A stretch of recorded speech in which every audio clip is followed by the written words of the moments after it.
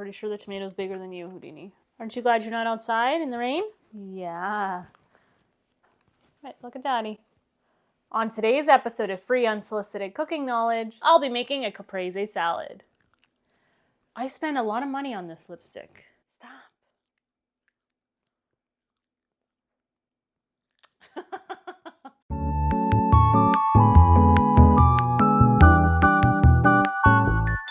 Welcome back, little spoons. If you are new here, don't forget to hit that subscribe button because I'm what?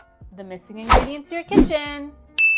On today's episode, as you saw, we are making a caprese salad, and this is a super simple, easy recipe. It's fresh and traditional to something I grew up with. And the reason why I'm making this recipe today is because I got to pick the biggest, freshest tomatoes from my garden this morning, and I'm just excited to share that with you. So if you're ready, I'm ready. Let's get into it.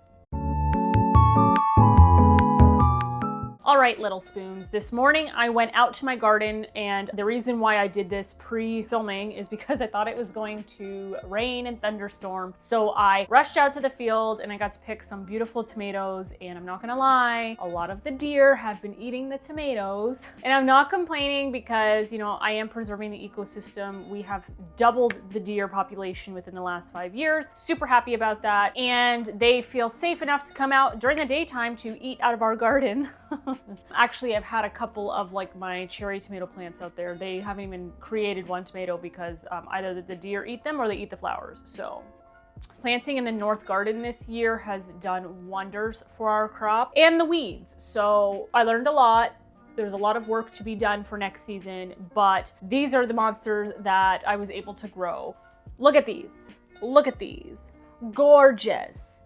Look at it. It's like almost the size of my head. Our tomato crop is full of these juicers, I like to call them.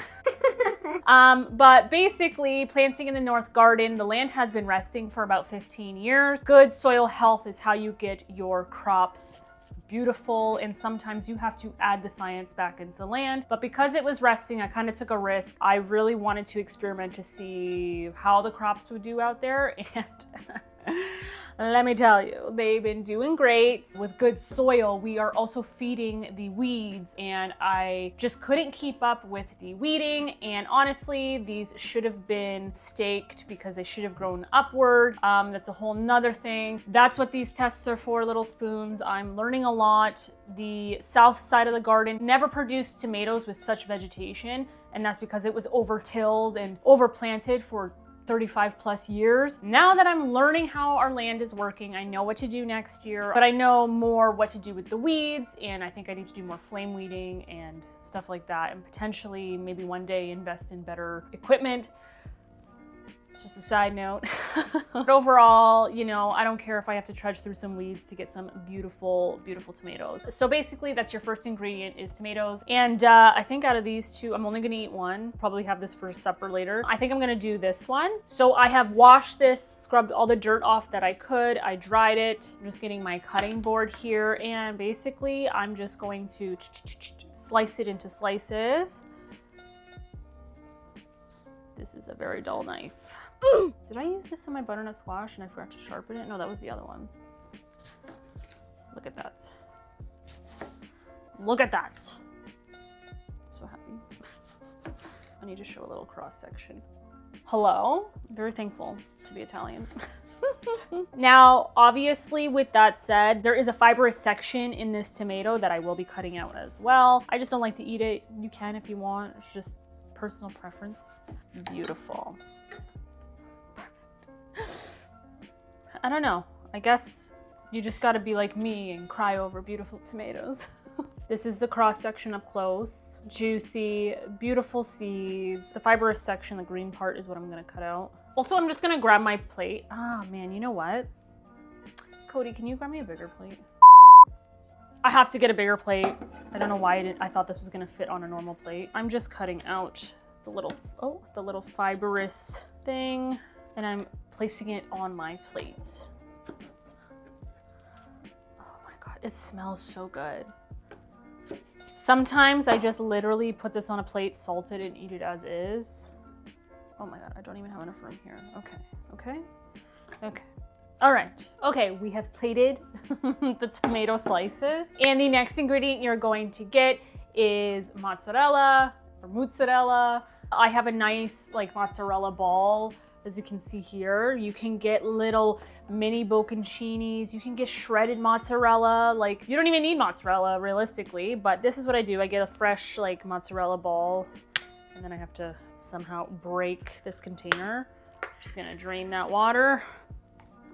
This is what we're looking like, okay? And basically I'm just gonna do a bunch of slices. I might need to do more. Okay. And I'm literally just putting them on my tomatoes. Again, does not have to be perfect. That's not what the free unsolicited cooking kitchen is about. Perfection out the window, great flavor. That's what we're cooking. New tagline.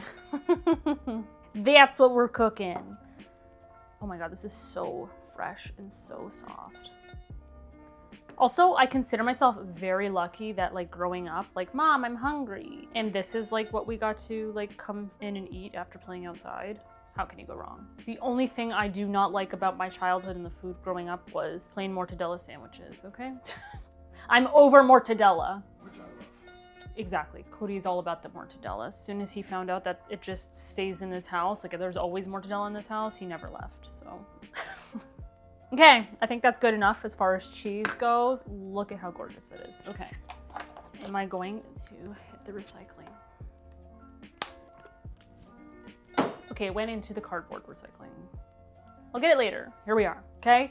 Tomatoes, cheese. All right, now the next ingredient that I had absolute issues growing this year, and that's on me. Like, I changed a good thing. Like, I had beautiful results growing it in the greenhouse, and I just blinked this spring, go figure, is fresh basil. Some of the fresh basil that I did plant in planters, they are very bitter, and they turn very bitter early on, and they didn't get as big. Whereas like my greenhouse basil, like I'm gonna insert a photo. This was last year's basil from my greenhouse. And yeah, I dropped the ball, okay? So I had to buy some store-bought basil, okay? Here we are. Judge me all you want. I'm just human, okay? I feel like that's like another thing with like smaller scale farms and things like that. Like Instagram has really like put pressure on gardens and crops to look perfect. Let me tell you something, not everything is gonna be perfect. It's just not how nature is when it comes to these things, okay? Anyway, I'm kind of de-stemming these and then I'm layering them and I'm gonna give them like a rough chop. So I'm gonna cut them in half because I want the leaves to be a little bit abused. That sounds so negative. I want them to be a little bit cut and broken down so the basil flavor like infuses the cheese and stuff. But it just a nice rough chop. And yeah, restaurants put it on whole and things like that. Again, you can do that. You don't even need to put basil if you don't want to. We're gonna sprinkle that on. We're gonna sprinkle just Christmas on a plate, let me tell you. Here we are, tomatoes, fresh mozzarella, and fresh basil. Also, I just would like to say you do not need to use fresh basil. If you have dried basil, use that. That is another thing that I do, especially in the winter. I'm craving a caprese salad. I use the just dried basil. I'm not gonna judge, okay? You do it your way. Food is food, okay? All right, so the next ingredient going on this is going to be extra virgin olive oil. You already know that. Liquid gold. And I'm just going to cover it. I don't know what's in here, like 1/4 cup. We could use the whole thing. I'm just covering the whole thing. Yeah, a little less than 1/4 cup, okay? I love it, it looks so beautiful. Okay, your next ingredient is going to be salt. Personally, I like to use big flaky salt. You can use regular table salt, it's completely up to you. But I use the flaky salt for this and my cornbread. That's basically what I use it in this house. I guess I could be using it in a lot more, but it's special, okay? Here we are, just some big old flaky salt, and we're just sprinkling that all over this beautiful dish, okay? Salt Bay. And that can be it. That could be the end of the recipe. Until recently, I really haven't been doing this, but I like to kind of add it once in a while. And for this episode, I'm going to add it. Usually this is how I eat it, but to add just another layer for y'all, I'm going to do a balsamic glaze, and that's basically balsamic vinegar. And I think it's like cooked down to be a little thicker, a little sweeter. And it just adds like another zing to this, if you will. So Italian. I recently ran out. Also, I was on a budget because life.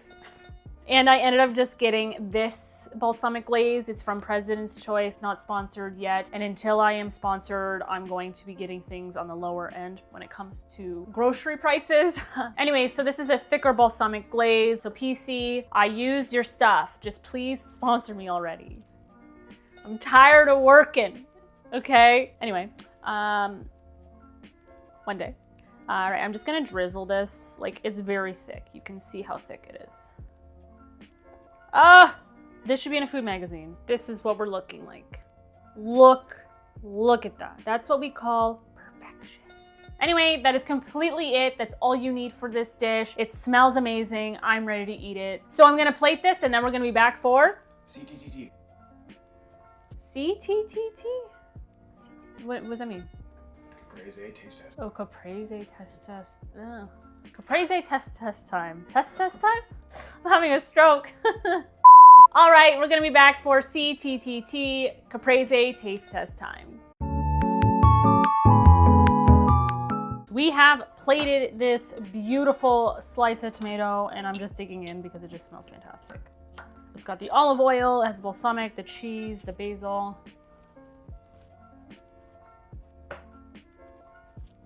Holy, that's fresh. This just reminds me of like childhood and just better times.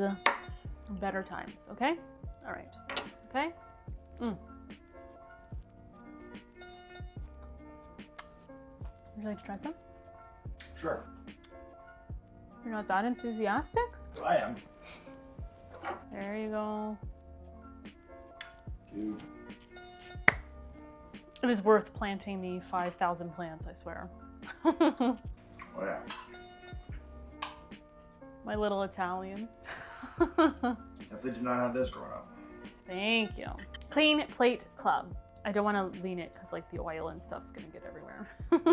Thank you, my little spoons, for lasting this long in the video. I hope I inspired you to try this dish. I understand that this was one of the easier, shorter recipes that I have put on this channel. I just wanted to share how to make a caprese salad. Sometimes I feel like myself, I get overwhelmed with the information that's out there on the internet. Honestly, this is how you can do it. You don't even have to do it this way. You can add ingredients, you can take it away. That's the beauty of cooking. This is just how I do it. And this recipe is just sweet and salty and fresh and juicy. It kind of has everything you need in a dish. And I was so happy that I was able to share that with you with my very successful tomatoes that I'm very happy about.